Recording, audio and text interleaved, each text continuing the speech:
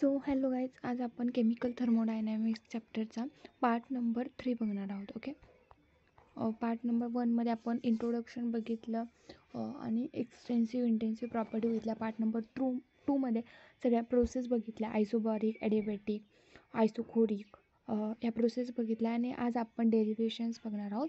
So let start. जर तुम्ही आधीचा व्हिडिओ बघितले नसतील तर ते सुद्धा व्हिडिओ बघा आणि चॅनलला अजूनसुद्धा सबस्क्राईब केलं नसेल तर please like, share and subscribe करा. Let start. Okay, so first आपण आपल्या केमिकल थर्मोडायनेमिक्समध्ये फर्स्ट आपण डेरिव्हेशन हे वाला आहे. This is a first derivation. Okay, या डेरिव्हेशन आपण इथं बघूया. इथं फक्त तुम्ही बघायचे, समजून आपण नेक्स्ट स्लाईडवर घेणार आहोत. ह्याच्यामध्ये आपल्याला असं दिलं आहे की the mechanics defined as the energy by displace to distance which and application force. पहिल्यांदा आपल्याला work is equal to force into displacement हे आपल्याला माहिती आहे. वर्कचा फॉर्म्युला काय येतो? फोर्स इंटू डिस्प्लेसमेंट हे आपल्याला इथं दिलेलं आहे. आणि याच्यामध्ये आपल्याला सांगितले फोर्स जो आपला असतो पी व्ही वर्क.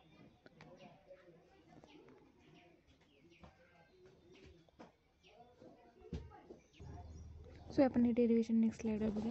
बघा, आपल्याला फर्स्ट ऑफ ऑल माहिती आहे work done is equal to काय येतं? Force into displacement. ओके, आणि P V work, P V is equal to काय येतं? Force per unit area. आता आपल्याला हे माहिती आहे एरिया इज इक्वल टू काय तो डीचा स्क्वेअर आणि वॉल्यूम इज इक्वल टू काय तो डीचा क्यूब. बरोबर का? वॉल्यूम इज इक्वल टू तो डीचा क्यूब आणि एरिया इज इक्वल टू तो डीचा स्क्वेअर. हा फोर्स ॲज इट इज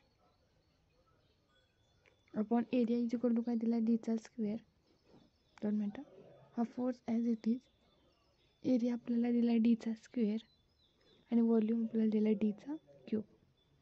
आता याच्यामध्ये हा डीचा square get cancel. Force into displacement is equal to work done. This is our proof. Okay, हे आपल्याला दिलं आहे की हे पी व्ही वर्क आणि वर्क डन यांचं हे करायचं होतं. आपल्याला एरिया माहिती आहे डीचा स्क्वेअर येतो, हा वॉल्यूम येतो आपल्याला डीचा क्यूब, म्हणजे डी गेट कॅन्सल, 1D राहिला. Force into displacement is equal to work done. हेच आपल्याला इथं दिलेलं आहे. याच्यामध्ये आपल्याला हेच दिलं आहे की आपल्याला वर्क डनचा एक फॉर्म्युला दिलेला आहे आणि पी व्ही वर्क दिले force per unit area into volume, force upon डीचा स्क्वेअर इंटू डीचा व्ही म्हणजे डीचा क्यूब येतो आणि डीचा स्क्वेअर ए म्हणजे, आणि फोर्स इंटू डिस्प्लेसमेंट म्हणजेच आपला येतो वर्क डन. हेच आपल्याला इथं दिलेलं आहे. ओके, याच्याखाली आपल्याला दिलं डिकम्पोजिशन ऑफ H2O2 आणि reaction between NH2 and HCl gas. आता डिकम्पोजिशन ऑफ H2O2ची जी डिकम्पोजिशन होतं ह्याच्यामध्ये काय? Decomposition of H2O2. आता H2O2मध्ये फर्स्ट ऑफ ऑल आपल्याला हे पिस्टन्स दिलेले आहे. याच्यामध्ये बघा, पहिल्यांदा रिॲक्शन होण्याच्या आधी हा जो पिस्टन आहे तो डाऊनवर्डला असतो आणि रिॲक्शन झाल्यावर हा पिस्टन हा अपवर्ड डायरेक्शनला येतो. कुणामध्ये? डिकम्पोजिशन ऑफ H2O2मध्ये. आणि याच्याच अपोजिट येतं NH3 आणि HClमध्ये. फर्स्ट ऑफ ऑल रिॲक्शनच्या आधी पिस्टन हा अपवर्ड असतो आणि रिॲक्शन झालं जो पिस्टन असतो तो कसं खाली जातो. ओके, याच्यामध्ये तुम्हाला रिॲक्शन हेच लक्षात ठेवायचे, twice of H2O2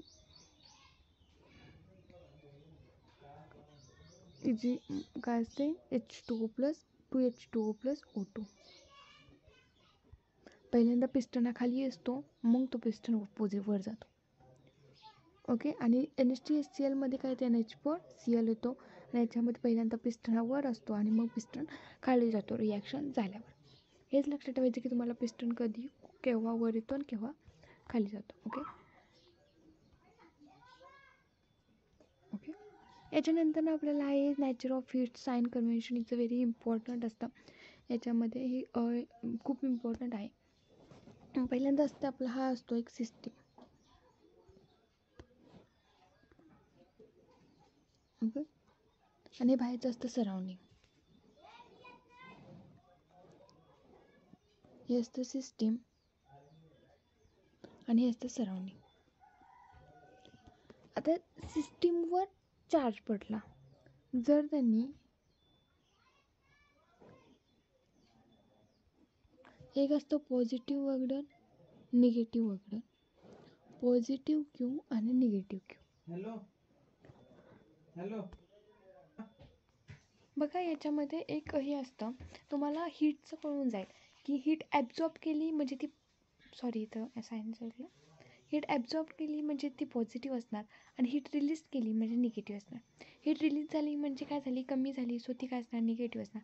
heat absorb केली सिस्टीमनं म्हणजे पॉझिटिव्ह. हीट ॲब्झॉर्ब आणि रिलीजचं साईन तुम्हाला लगेच समजून येईल. बट वर्क डनचं जे साईन आहे ते जरा कन्फ्युज्ड करतं. जेव्हा ऑन द सिस्टीम असेल तेव्हा ते पॉझिटिव्ह असेल. वर्क डन जेव्हा ऑन द सिस्टीम असेल तेव्हाच ते पॉझिटिव्ह असेल. जर ते बाय द सिस्टीम असेल तर निगेटिव्ह असेल. लक्षात ठेवायचं, ऑन आणि बायमध्ये आपल्याला ते कन्फ्यूज करतात. जर ऑन द सिस्टीम असेल तर ते पॉझिटिव्ह, बाय द सिस्टीम असेल तर ते सराउंडिंग. म्हणजे जेव्हा सिस्टीमवर ऑन असेल तेव्हा ते पॉझिटिव्ह आणि जेव्हा सराउंडिंगवर ऑन असेल तेव्हा निगेटिव्ह. लक्षात ठेवा, इथं आपल्याला कन्फ्युजन करतात.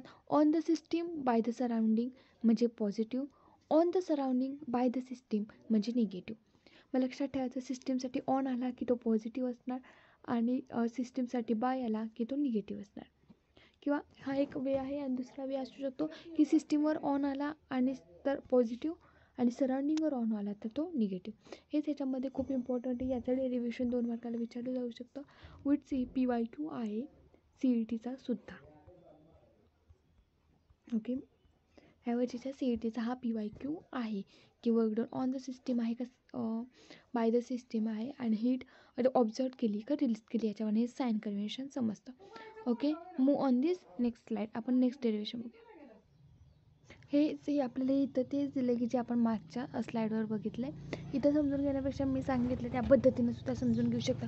किंवा इथं सुद्धा आपल्याला त्यांनी सोप्या पद्धतीनंच दिलं आहे. हीटचा काही विषय नाही आहे, फक्त आपल्याला विषय आहे वर्क डनचा की जो ऑन द सिस्टीम असेल तर पॉझिटिव्ह असेल, पण बाय द सिस्टीम असेल तर तो निगेटिव्ह असेल. एवढं लक्षात द्यायचं. नेक्स्ट आपल्याला डेरिव्हेशन आहे एक्सपान्शन ऑफ प्रेशर व्हॉल्यूमवर. आपल्याला खूप वेळा काय होतं, आपल्याला नावामध्ये आपण कन्फ्युजन करतो. PV वर्क म्हणजे तुम्हाला वाटतं ह्याच्या आधीचं घेतलेलं की जे PV is equal to force per unit area, आपल्याला ते वाटतं. पण लक्षात ठेवायचं, एक्सप्रेशन ऑफ प्रेशर व्हॉल्यूम वर्कमध्ये PVचा काही म्हणजे असं नाही आहेच की PV म्हणून येतं तो काय, तो ΔV येतो. ओके, त्यामुळे तुम्ही जरा कन्फ्यूज होऊ नका. प्रत्येक डेरिव्हेशन समजून घ्या. वर्क आणि फोर्स डिस्प्लेसमेंट हे जे सिम्पल आहे ते खूप साधं आहे आणि ते एक्झाम्पल फर्स्ट आपण येतं. आणि नेक्स्ट इथं प्रेशर व्हॉल्यूमचं एक्सपान्शन विचारलं तर आपल्याला हे डेरिव्हेशन करायचं आहे. सो मी तुम्हाला नेक्स्ट स्लाईडवर ह्याचं डेरिव्हेशन समजून सांगते. Move on this next. बघा आपल्याला काय सांगितलं आहे, फोर्स इज इक्वल टू, आपल्याला एक प्रेशर एक्सप्रेशन ऑफ PV वर्कच्या जेव्हा विचारलं जाईल ना तेव्हा आपल्याला काय सांगायचं आहे, PV वर्कचं जेव्हा विचारलं आहे, work done is equal to -P external into area. Okay, work done is equal to -P external into area. आता -P एक्सटर्नल आहे बरोबर का नाही, आणि आपल्याला इथं PV वर्कमध्ये work done as well as force याचा फॉर्म्युला लावायचा. फोर्स इज इक्वल म्हणजे work done is equal to काय येतं, फोर्स इंटू डिस्प्लेसमेंट. 2 मिनटं, इथं आपलं चुकलं आहे, इथं फोर्स लावायचं होतं, सॉरी ते चुकून वरचं काय झालं.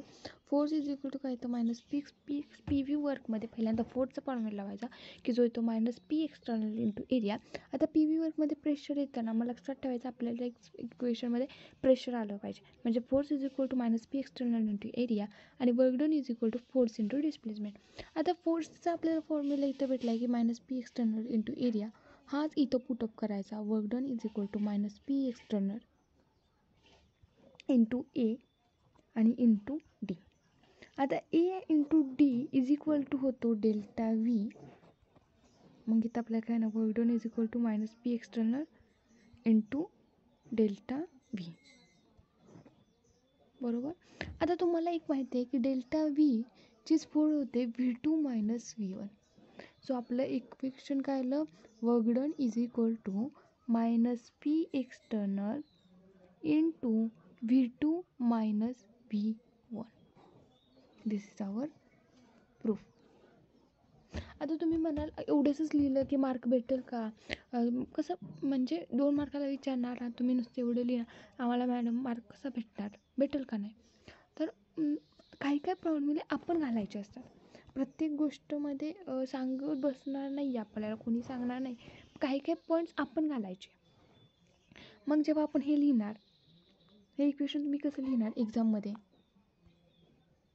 आता तुम्हाला विचारलं आहे की एक्सप्रेशन ऑफ प्रेशर व्हॉल्यूम वर्कचं जे डेरिव्हेशन आहे ते प्रूफ करा किंवा एक्सप्लेन करा असं पद्धतीने जेव्हा विचारलं तर फर्स्ट ऑफ ऑल काय करायचं, तुम्हाला तो फॉर्म्युला आठवत आहे का बघायचा. हा तुम्हाला आठवतो आहे ना, work done is equal to minus P external into V2 minus V1 अशा पद्धतीनं होता.